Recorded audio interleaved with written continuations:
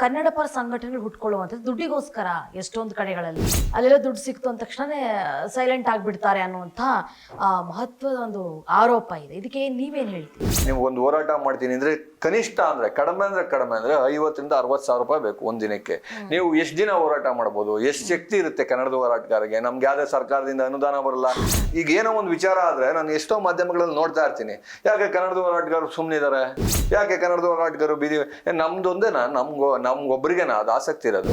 ಭಾಷೆ ಹೋರಾಟ ಮಾಡಿದ್ರೆ ಯಾರು ದುಡ್ಡು ಕೊಡಲ್ಲ, ನೀರಿನ ವಿಚಾರ ಹೋರಾಟ ಮಾಡಿದ್ರೆ ಯಾರು ದುಡ್ಡು ಕೊಡಲ್ಲ, ಕನ್ನಡಿಗರಿಗೆ ಉದ್ಯೋಗ ಬೇಕು ಅಂತ ಹೋರಾಟ ಮಾಡಿದ್ರೆ ಯಾರು ದುಡ್ಡು ಕೊಡಲ್ಲ. ಮತ್ತೆ ದುಡ್ಡು ಕೊಡೋ ಹೋರಾಟ ಯಾವ್ದಿದೆ? ನನ್ಗಿದು ಗೊತ್ತಾಗ್ತಿಲ್ಲ. ದುಡ್ಡು ಎಲ್ಲಿ ಇಸ್ಕೊಳ್ಳೋದು ಎಲ್ಲಿಂದ ಬಂತು ಇದು ನಮಗೆ ಗೊತ್ತಾಗ್ತಾ ಇಲ್ಲ. ಎಷ್ಟೋ ನಾನು ಸಾಮಾಜಿಕ ಜಾಲತಾಣಗಳಲ್ಲಿ ನೋಡ್ತೀನಿ, ರೋಲ್ ಕಾಲ್ ಹೋರಾಟಗಾರರು ಅಂತ ಆಗ್ತಾರೆ. ಏನ್ ರೋಲ್ ಕಾಲ್ ಹೋರಾಟಗಾರರು ಅಂದ್ರೆ ಯಾರು ರೋಲ್ ಕಾಲ್ ಕೊಡ್ತಾರೆ? ನಾವು ಗೊತ್ತಾಗ್ತಾನೆ ಇಲ್ಲ. ಹೇಳ್ತಾ ಇದ್ರಿ ನೀವು, ನಾವೆಲ್ಲ ಕನ್ನಡ ಪರ ಸಂಘಟನೆ ಒಂದು ವೇದಿಕೆಯಲ್ಲಿ ಕಾಣಿಸ್ಕೊಳ್ತೀವಿ ಖಂಡಿತವಾಗ್ಲು ಅಂತ. ಒಂದು ಮಾತಿದೆ, ನಾನು ನೇರವಾಗಿ ಕೇಳ್ಬಿಡ್ತೀನಿ ನಿಮಗೆ. ಈ ಕನ್ನಡ ಪರ ಸಂಘಟನೆಗಳು ಹುಟ್ಕೊಳ್ಳುವಂಥದ್ದು ದುಡ್ಡಿಗೋಸ್ಕರ ಎಷ್ಟೊಂದು ಕಡೆಗಳಲ್ಲಿ. ಯಾಕಂದ್ರೆ ಹೋರಾಟವನ್ನ ಮಾಡ್ತೀವಿ ಅಂತ ಹೇಳ್ತಾರೆ, ಒಂದು ಯಾವ್ದು ಹೋರಾಟ ಶುರು ಮಾಡಿದ್ರು ಅಂದ್ರೆ ತಾರ್ಕಿಕ ಹಂತವನ್ನು ಎಷ್ಟೋ ಸಾರಿ ಕಾಣೋದೇ ಇಲ್ಲ. ಅದು ಅಲ್ಲೆಲ್ಲ ದುಡ್ಡು ಸಿಕ್ತು ಅಂದ ತಕ್ಷಣನೇ ಸೈಲೆಂಟ್ ಆಗಿಬಿಡ್ತಾರೆ ಅನ್ನುವಂಥ ಮಹತ್ವದ ಒಂದು ಆರೋಪ ಇದೆ. ಇದಕ್ಕೆ ನೀವೇನು ಹೇಳ್ತೀರಿ? ಇಲ್ಲ, ಆ ತರಹದ ಅನುಭವ ನನಗಂತೂ ಯಾವತ್ತೂ ಆಗಿಲ್ಲ, ನಮಗ್ ಗೊತ್ತಿಲ್ಲ. ಯಾಕೆ ವಿಚಾರ ಹೇಳ್ತೀನಿ ಅಂದ್ರೆ, ಒಂದು ಹೋರಾಟ ಮಾಡೋದು ತುಂಬಾ ಸುಲಭದ ವಿಚಾರ ಅಲ್ಲ. ನಾವು ಹೋರಾಟ ಮಾಡ್ತೀವಿ ಅಂದ್ರೆ ಯಾರು ಸರ್ಕಾರ ಇರುತ್ತೆ ಆ ಸರ್ಕಾರದ ವಿರುದ್ಧ ಹೋರಾಟ ಆಗುತ್ತೆ, ಅಧಿಕಾರಿಗಳ ವಿರುದ್ಧ ಹೋರಾಟ ಆಗುತ್ತೆ. ಸರ್ಕಾರ ಮತ್ತು ಅಧಿಕಾರಿಗಳ ವಿರುದ್ಧ ಹೋರಾಟ ಮಾಡಿದಾಗ ನಿರಂತರವಾಗಿ ಹೋರಾಟ ಮಾಡ್ತೀವಿ ಅಂದ್ರೆ ಇವತ್ತಿನ ದಿನಗಳಲ್ಲಿ ತುಂಬಾ ಕಷ್ಟ ಆಗುತ್ತೆ ಮೇಡಮ್. ಯಾಕೆ ಹೇಳ್ತೀನಿ ಕೇಳಿಸ್ಕೊಳ್ಳಿ. ಒಂದು ಹೋರಾಟ ಮಾಡ್ಬೇಕು ಅಂದ್ರೆ ನಾವು ಬರ್ತಕ್ಕಂಥ ಹೋರಾಟದಲ್ಲಿ ಭಾಗವಹಿಸಿದಂಥವ್ರಿಗೆ ಊಟ ತಿಂಡಿ ವ್ಯವಸ್ಥೆ ಮಾಡ್ಕೊಬೇಕು. ಈಗ 100 ಜನ ಸೇರ್ಕೊಂತೀವಿ ಅಂದ್ರೆ ಊಟ ಖರ್ಚು ಎಷ್ಟಾಗುತ್ತೆ ಇವತ್ತಿನ ದಿನಗಳಲ್ಲಿ? ಒಂದ್ ದಿನ ಮಾಡ್ಬೋದು, 2ನೇ ದಿನಕ್ಕೆ ಇನ್ನೆಷ್ಟು ಬೇಕಾಗುತ್ತೆ ಖರ್ಚು, ಪೆಂಡಾಲ್ಗೆ ಎಷ್ಟು ಬೇಕಾಗುತ್ತೆ, ಅಲ್ಲಿ ಕೂತಿರ್ತೀವಿ, ಪೊಲೀಸ್ ಪರ್ಮಿಷನ್ ತಗೊಬೇಕು. ಈ ತರ ಲೆಕ್ಕ ಹಾಕ್ಬಿಟ್ರೆ ನೀವು ಒಂದು ಹೋರಾಟ ಮಾಡ್ತೀನಿ ಅಂದ್ರೆ ಕನಿಷ್ಠ ಅಂದ್ರೆ ಕಡಿಮೆ ಅಂದ್ರೆ 50 ರಿಂದ 60 ಸಾವಿರ ರೂಪಾಯಿ ಬೇಕು ಒಂದ್ ದಿನಕ್ಕೆ.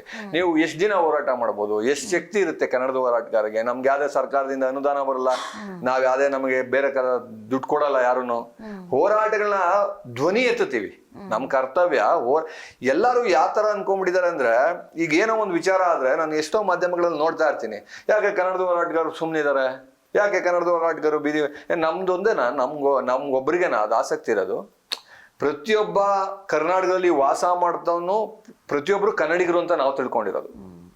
ಇವತ್ತು ನೋಡಿ, ಜನರಿಂದ ಆಯ್ಕೆ ಆದಂತ ಪ್ರತಿನಿಧಿಗಳ ಕರ್ತವ್ಯ ಇದು. ಅವ್ರು ಕರೆಕ್ಟಾಗಿ ಕೆಲಸ ಮಾಡ್ಬಿಟ್ರೆ ನಮ್ಗೆ ಹೋರಾಟಗಾರರಿಗೆ ಏನ್ ಕೆಲಸ ಇರುತ್ತೆ ಹೇಳಿ? ಏನು ಕೆಲಸನೇ ಇರಲ್ಲ. ಯಾವತ್ತು ಅವ್ರು ಮಾಡೋದಿಲ್ವಾ ಅದನ್ನ ಎಚ್ಚರಿಕೆ ಕೊಡಕ್ಕೆ ನಾವು ಹೋರಾಟ ಮಾಡ್ತೀವಿ. ನಾವು ದಿನ ಹೋರಾಟ ಮಾಡಕ್ ಸಾಧ್ಯ ಇಲ್ಲ. ಯಾಕಂದ್ರೆ ನಮಗೂ ಬದುಕಿರುತ್ತೆ, ನಾವು ದುಡಿಬೇಕು, ನಾವು ತಿನ್ಬೇಕು, ನಮಗೂ ಕುಟುಂಬ ಇರುತ್ತೆ. ನಾವು ದಿನ ಹೋರಾಟ ಮಾಡ್ಕೊಂಡು ಎಲ್ಲಿ ಕೂರಕ್ಕಾಗುತ್ತೆ? ಆಗಲ್ಲ. ಅಂದ್ರೆ ಹೋರಾಟದ ಧ್ವನಿ ಎತ್ತುತ್ತೀವಿ. ಕೆಲವು ಸರಿ ಎಷ್ಟು ದಿನ ಆಗುತ್ತೆ ನಡೆಸೋಂಥ ಶಕ್ತಿ ಇರೋರು ನಡೆಸ್ತಾರೆ, ನಡ್ಸಕ್ಕಾಗ್ಲಿಲ್ಲ ಅಂದ್ರೆ ಧ್ವನಿ ಎತ್ತಿ ನಾವು ಕೆಲಸ ಮಾಡಿದೀವಿ ಅಂತ ಹೇಳ್ಕೊಳಕ್ಕೂ ಆಗುತ್ತೆ. ಎಲ್ಲರ ಕೈಲೂ ನಿರಂತರವಾಗಿ ಮಾಡಕ್ ಆಗೋದಿಲ್ಲ. ಎಲ್ಲೋ ಕೆಲವರು ದುಡ್ಡಿನ ಆಸೆಗೆ ನಾನು ಸುಮಾರು ಕೇಳ್ಪಟ್ಟಿದ್ದೀನಿ, ಆದ್ರೆ ಯಾವ ರೀತಿ ಮಾಡ್ತಾರೆ ಅಂತ ನಮಗೂ ಇದು ಗೊತ್ತಾಗ್ತಾ ಇಲ್ಲ. ಯಾರು ದುಡ್ಡು ಕೊಡ್ತಾರೆ ಅವ್ರಿಗೆ? ಅಂದ್ರೆ ಹೋರಾಟ ಯಾವ ರೀತಿ ಈಗ ನಾವು ಹೋರಾಟ ಮಾಡೋದು ಒಂದು ಭಾಷೆ ಹೋರಾಟ ಮಾಡಿದ್ರೆ ಯಾರು ದುಡ್ಡು ಕೊಡಲ್ಲ, ನೀರಿನ ವಿಚಾರ ಹೋರಾಟ ಮಾಡಿದ್ರೆ ಯಾರು ದುಡ್ಡು ಕೊಡಲ್ಲ, ಕನ್ನಡಿಗರಿಗೆ ಉದ್ಯೋಗ ಬೇಕು ಅಂತ ಹೋರಾಟ ಮಾಡಿದ್ರೆ ಯಾರು ದುಡ್ಡು ಕೊಡಲ್ಲ. ಮತ್ತೆ ದುಡ್ಡು ಕೊಡೋ ಹೋರಾಟ ಯಾವ್ದಿದೆ? ನನ್ಗಿದು ಗೊತ್ತಾಗ್ತಿಲ್ಲ. ಯಾವ್ದ್ರಿಂದ ದುಡ್ಡು ಕೊಡ್ತಾರೆ ಅನ್ನೋದು ನಮಗೂ ಗೊತ್ತಿಲ್ಲ. ಇಲ್ಲ ಯಾರು ವಿರುದ್ಧವಾಗಿ ವೈಯಕ್ತಿಕವಾಗಿ ಹೋರಾಟ ಮಾಡಬೇಕು, ಅವರಿಗೆ ತೊಂದರೆ ಆಗುತ್ತೆ ಅಂದಾಗ ಅವರೆಲ್ಲ ಕೊಡ್ಬೋದೇನೋ ಅದು ನಮಗ್ ಗೊತ್ತಿಲ್ಲ. ನಾವ್ಯಾವತ್ತೂ ಅಂತ ಹೋರಾಟಗಳನ್ನ ಮಾಡಿಲ್ಲ. ನಾವು ಮಾಡ್ತಿರೋದು ಕನ್ನಡಿಗರ ಉದ್ಯೋಗಕ್ಕಾಗಿ, ಕನ್ನಡಿಗರ ಭಾಷೆಗೋಸ್ಕರ, ನಮ್ಮ ಕನ್ನಡ ಗಡಿ ಉಳಿಸ್ಕೊಬೇಕು. ಕನ್ನಡಿಗರಿಗೆ ತೊಂದರೆ ಆದಾಗ ಅದಕ್ಕೆ ಧ್ವನಿ ಎತ್ತಬೇಕು. ಇಂಥ ಹೋರಾಟಕ್ಕೆ ಖಂಡಿತವಾಗ್ಲೂ ಎಲ್ಲೂ ಯಾರು ದುಡ್ಡು ಕೊಡಕ್ ಸಾಧ್ಯನೂ ಇಲ್ಲ, ಕೊಡೋದೂ ಇಲ್ಲ. ದುಡ್ಡು ಎಲ್ಲಿ ಇಸ್ಕೊಳ್ಳೋದು ಎಲ್ಲಿಂದ ಬಂತು ಇದು ನಮಗ್ ಗೊತ್ತಾಗ್ತಾ ಇಲ್ಲ. ಎಷ್ಟೋ ನಾನು ಸಾಮಾಜಿಕ ಜಾಲತಾಣಗಳಲ್ಲಿ ನೋಡ್ತೀನಿ, ರೋಲ್ ಕಾಲ್ ಹೋರಾಟಗಾರರು ಅಂತ ಆಗ್ತಾರೆ. ಏನ್ ರೋಲ್ ಕಾಲ್ ಹೋರಾಟಗಾರರು ಅಂದ್ರೆ ಯಾರು ರೋಲ್ ಕಾಲ್ ಕೊಡ್ತಾರೆ? ನಾವು ಗೊತ್ತಾಗ್ತಾನೆ ಇಲ್ಲ. ನೋಡಿ, ಒಂದು ಒಳ್ಳೆ ವಿಚಾರ ಎತ್ಕೊಂಡು ಯಾವ್ದೋ ಒಂದು ಕನ್ನಡಿಗರಿಗೆ ತೊಂದರೆ ಆಗಿರುತ್ತೆ, ಪರೀಕ್ಷೆ ಬರೆಯಕ್ ಆಗ್ತಾರಲ್ಲ, ಏನೋ ಮಾಡ್ತಿರ್ತೀವಿ, ಅದಕ್ಕೆ ಕೆಟ್ಟದಾಗೆ ಸಾಮಾಜಿಕ ಜಾಲತಾಣಗಳಲ್ಲಿ ಕಮೆಂಟ್ಗಳನ್ನ ಹಾಕ್ತಾ ಇರ್ತಾರೆ. ಅವ್ರು ಏನು ಮಾಡಲ್ಲ, ಕೂತ್ಕೊಂಡು ಒಂದು ಫಿಂಗರ್ ಟಿಪ್ನಲ್ಲಿ ಹಿಂಗೆ ಇಟ್ಕೊಂಡು ಒಂದು ಕಮೆಂಟ್ ಹಾಕೋದು. ಈ ತರ ಮನಸ್ಥಿತಿ ಇರೋರೇ ಇರ್ತಾರೆ ಹೊರತು, ಒಂದು ಕನ್ನಡದ ವಿಚಾರವಾಗ್ಲೂ ನಿಜವಾಗ್ಲೂ ಒಂದು ಹೋರಾಟ ಮಾಡಿದಾಗ ಯಾರು ಬೆಂಬಲ ಕೊಡೋದು ಕಡಿಮೆ. ತುಂಬಾ ಜನ ನೀವ್ ಹೇಳ್ತೀವಿ, ನಾವು ಯಾವಾಗ್ಲೂ ಕೇಳ್ತಾ ಇದೀವಿ ಮೊದ್ಲಿಂದ ಚಿಕ್ಕದ್ರಿಂದನು, ಸತ್ಯಕ್ಕೆ ಕಷ್ಟ ಜಾಸ್ತಿ, ಕಠಿಣ ಜಾಸ್ತಿ ಅಂತ. ಹಂಗೆ ಅದು ನ್ಯಾಯಯುತವಾದ ಹೋರಾಟಕ್ಕೆ ಕಷ್ಟ ಜಾಸ್ತಿ ಮೇಡಮ್. ನನಗೆ ಗೊತ್ತಿರಂಗೆ ಯಾರು ಆತರ ದುಡ್ಡು ಸಿಗೋದು ಗೊತ್ತಿಲ್ಲ. ಇನ್ ಯಾವ ಮೂಲದಿಂದ ದುಡ್ಡು ಬರುತ್ತೋ ನಂಗೆ ಗೊತ್ತಿಲ್ಲ.